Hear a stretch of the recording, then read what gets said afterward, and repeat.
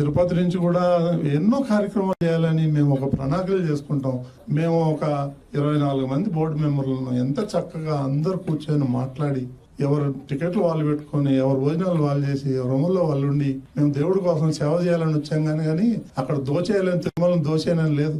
తిరుపతి నుంచి తిరుమలకు కూడా ఉచిత బస్సులు వేయాలని ఎన్నో కార్యక్రమాలు పెట్టుకుంటున్నాం. మేము భక్తుల్ని మంచిగా రావాలా చూడాలా వాళ్ళని మేము ఒక టీంని పెట్టాం. 25 మందిని శ్రీవారి సేవకుల్ని వాళ్ళకి ఒక ఫార్మాట్ ఇచ్చి పంపించాం. అమ్మా ఎలా ఉంది, భోజనం ఎలా ఉంది, దర్శనం ఎలా ఉంది, ప్రసాదాలు ఎలా ఉంది, ఫ్రెండ్లీగా ఉన్నారా లేదా ఎంప్లాయీస్, అవన్నీ అంటే 98% బాగుందని వచ్చింది. ఇది ఆన్ రికార్డ్ నేను చూపిస్తాను.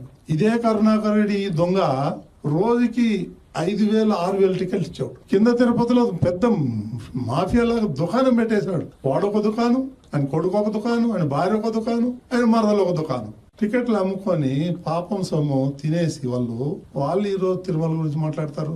ఒక్కొక్కరు తవ్వితే ప్రతి ఫైల్లోనూ అవినీతి. ఇందాక చెప్తాడు గోశాలలో గోవులు చచ్చిపోయినాయి. ఎవడు గోశాల నడిపింది? నీ మేనమామ హరినాథ్ రెడ్డి కదా ఇన్ఛార్జి. ఆయనే కదా గోవులు చంపింది, నువ్వే కదా చంపించింది, నీ మేనమామే కదా ఆయన.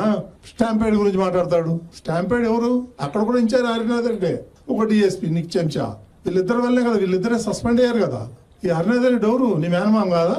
నువ్వే చేయించావు స్టాంపేడ్, అది మా మీద దోస్తావు. నీ చరిత్ర ఎంత ఉంది ప్రతి ఒక్కరికి తెలుసు.